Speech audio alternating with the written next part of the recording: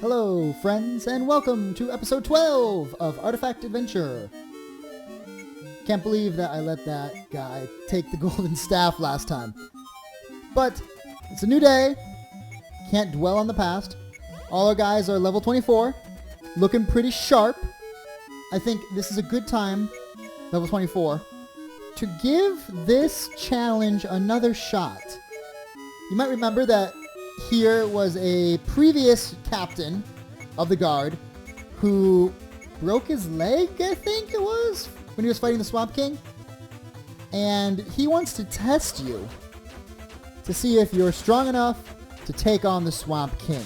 Now, I suspect he's actually much weaker than the final boss of the game, but having gained some extra levels, some new equipment, etc., etc., I decided to give him a shot. And we do a lot of damage to this guy. You know, we're hitting him really hard. Sometimes up to maybe 700 damage per turn. But we just can't keep up with the amount of damage he's dishing out with our heals. At this point in the game, our healing is absolutely atrocious. The best healing item we have is still the $20 medical herb. You could argue that the magic medical water, the healing water, that costs 300 each, is a little better because it heals everybody for like 60, 65. The medical herb heals one person for like 60 to 80. So it's kind of a toss-up as to which one's better. You get down to 2 HP and nope, we fall. Luckily, losing this guy, you come back with all your health. It costs nothing to revive everybody. So it's worth it to kind of check our might. Mortal Kombat style, test your might. But unfortunately, we don't stand much of a chance. I decided to kind of wander a bit. I come to this cave thinking like, have I been here? And I immediately realized, yeah, you're kind of an idiot. You've been here. So we head back out. There's nothing left to do here as far as I know. And we wander a bit, teleport, come back, look around, try to get another drill. He does not give you another drill. There's no way he doesn't hook you up. You can't get another drill from him. What a shame. You know, if he could invent the one, why can't he just mass produce them? And not even like mass produce them, just produce a second one. You know, hey, I made this, I sewed this blanket for you. Hey, thanks, it's great. You know, could you make another one for my sister? No, it's impossible. I used all the material, and I made just one. And there's nothing you can bring me or do for me that will allow me to have a second one. Now take a look here. There's this monster. There are guys who are planning to let loose the beast. Ain't very many left in the wild. It's very rare. But they're also very dangerous. A single one could flatten a whole village. We just can't let beasts like this roam around. I want to put the thing out of its misery.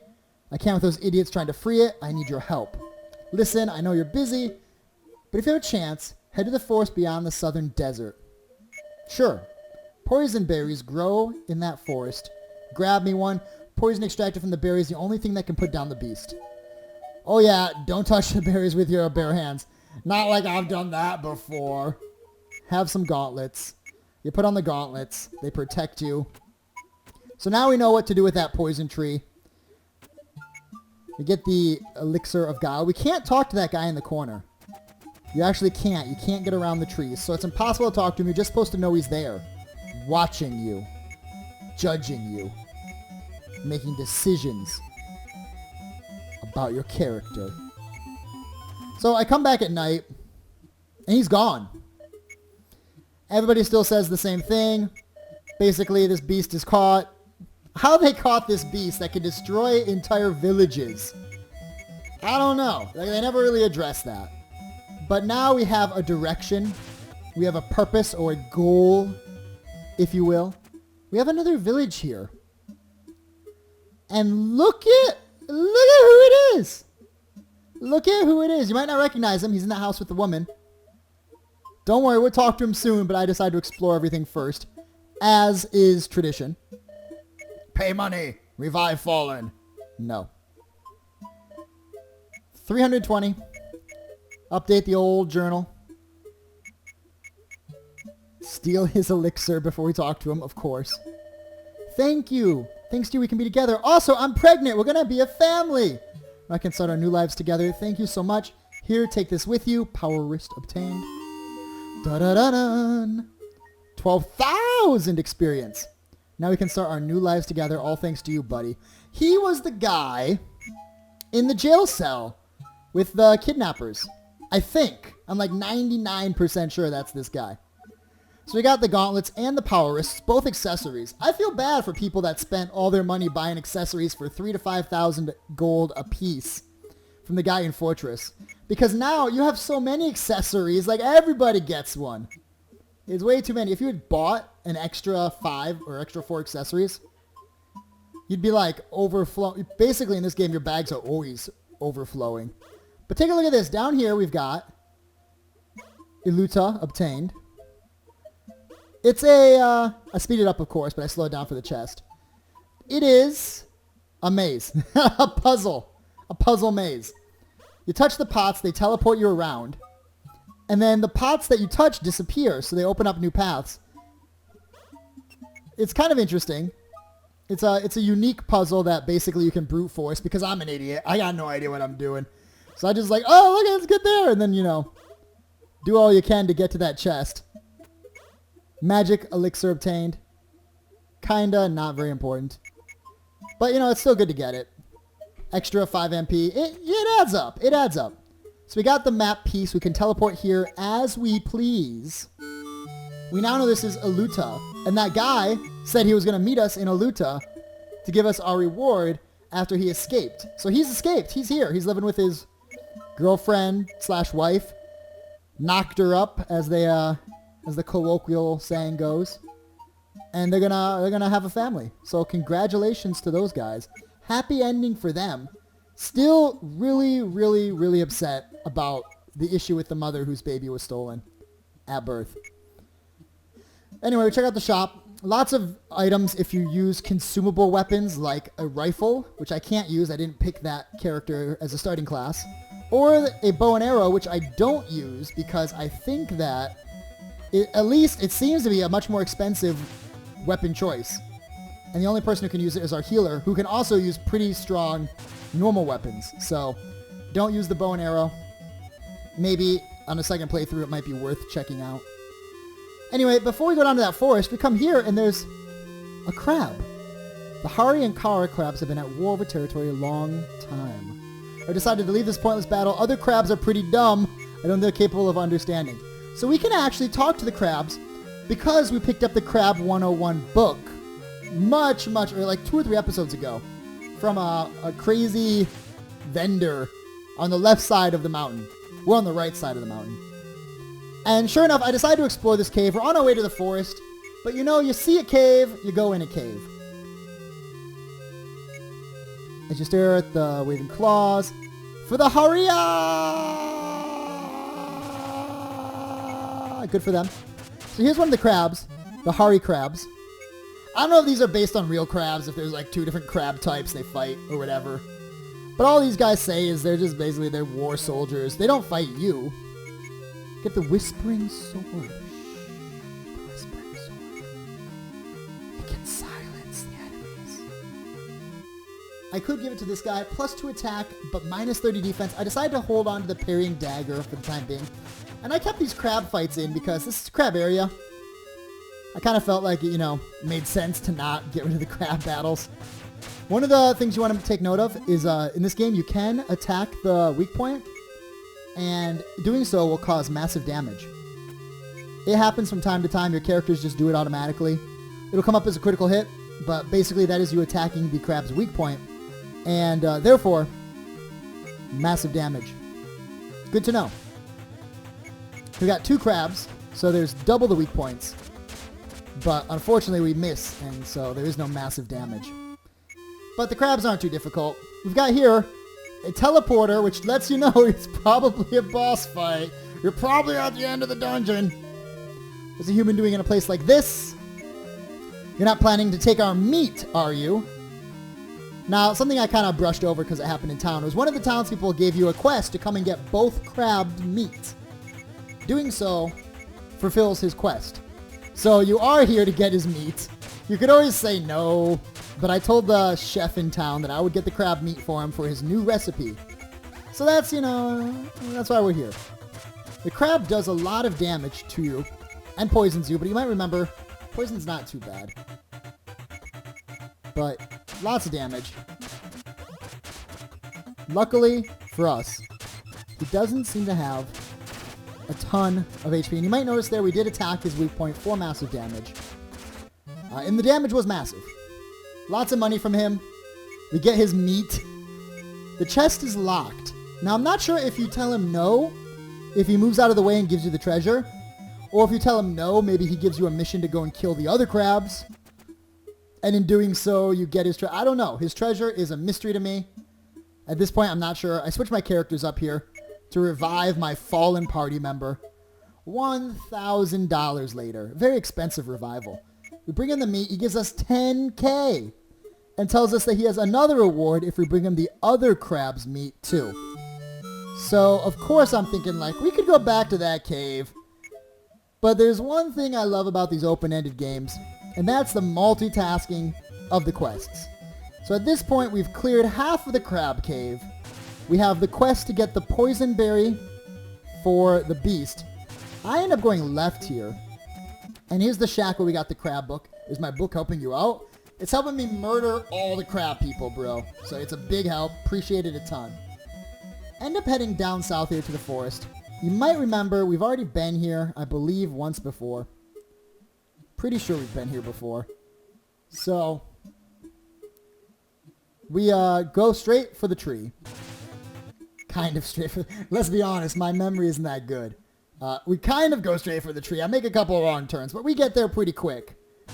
The tree with the poison berries. Sure enough, here it is. And look at that. Death's path. But it doesn't take us out. And look who's here. Ah, you have the poison berry. Leave the berry down there. Then could you please leave? There's only a few of those beasts left in this world. Do you really want to help kill such a rare creature? I say yes, because, you know, deal with it, brah. Deal with it. And he's like, how could you? I have no choice. And then he leaves. That's a little foreboding, if you know what I mean. That's a little, I don't know what this guy's up to. He up to something. He up to something. You know what I'm saying? He up to something. We go here, thinking it's a village, and sure enough, there's an inn. No sound. You might remember the last village that had no music playing was the village where everybody was gone. They'd gone to the mansion. This looks awfully suspicious. This little piece of sand down here looks a little strange, but no, there's nothing there. There's nothing there. So something's going on here, but of course it's a new village, so the first thing we do is loot it. Obviously, this guy's been talking to the woman whose child is missing forever. Same with this guy. They've all been talking to her. No, nobody has anything to say anymore. Tombstones, which means, you know we got to check them. You got to check them before you wreck them. Check the back, and we get Joe's revolver. Again, I don't actually have any characters that can use guns. So I have no idea. This could be like end game. This could be like 180 damage. One-shot KO. You know, ultimate weapon of doom. I got no idea. I can't use it. But it's got a fancy name, so I pick it up, of course. Thinking, maybe it's a quest item. Maybe Joe, you know, he's missed his revolver. I don't know. 4 gold per night screams that it's an event. That something happens if you sleep here. So I do. And the music becomes really strange. The game slows down its own soundtrack there. That wasn't me. The game did that. To give you that kind of creepy... Hey, hello, is someone there? I know who you are, but you're in luck. The last dude who was in your cell dug an escape route. He also said he knew where the key... Pretty sure he said it was in the pot in the inn. Look, could you find the key and help me out? The people of this village, they kidnap outsiders, then do something to them. And there's the guy over there. You can see him. So, this is some kind of weird pod people thing going on here where they kidnap you, they do something. Sure enough, now that you've been there, you can step on that and go down under the ladder. Look at this guy. He's protecting the inn. What a jerkbag. So I decided to explore around, see if there's a back entrance. Because I'm afraid that if I talk to him, he's going to like lock me back up. But whatever. We can take him. Fisticuffs, my sir. Fisticuffs. He's a fish dude. Some kind of weird fish man. Now, he's not too tough. In fact, he goes down. I'm like, gotta plan out for this long battle. The fallen villager is getting back up. You feel a chill run down your spine. Screw that. We get the basement key. We get the hell out of Dodge. We get the hell out of Dodge. Got the key. I head down here thinking I can open the cell. Turns out that is not what you need to do. No, you can't touch the cell. I speeded up here to avoid my own mistake. Can't do it. Not to avoid my own mistake, but speed up my own mistake. Notice I have 10 goblins too, so I might want to head back to town pretty soon. The castle town. There is a door that was locked in the upper part of town. That's probably where we need to use the key. Sure enough, it is indeed. We've got the spirit of redemption. My power shall strike down the undead. Probably level 2 of the undead killing magic. So, of course, Shams takes that. Sure enough, indeed. The spirit of redemption. Skill check real quick here. Light of redemption. Spirit of redemption. One is minor. One is moderate. We've reached holy level 2. Lets me know we're probably getting about halfway through the game here, because we're getting the level 2 spells. Probably level 3 spells are right towards the end of the game. Come down here. Check the doors. Got this guy. You got out. That's the key. Hurry and get us out. You unlocked the door. Finally! I feel alive again! Now what were the villagers said they were going to do? I overheard them talking as if they were going to be able to wake up the deep sleepers. Anyway, forget that and run for it. You're not going to try something crazy like stopping the village. Hells to the yeah! If you're serious, I'm out of here. Let's meet up in Aluna. Alright, so he leaves. He's like, you're going to stay and help these folks? I don't think so. I'm out of here. Slowest walking away animation of all time, by the way. Big EXP bonus. The stairs. I decided to check it out, and there's a villager there. So I'm like, nah, you know what? That guy said he's got a reward for us in Aluna. We'll come back to this place. You know what? We'll come back later. We've already done so much. We've got quests going on in the crab cave. We got quests going on in the forest with the tree.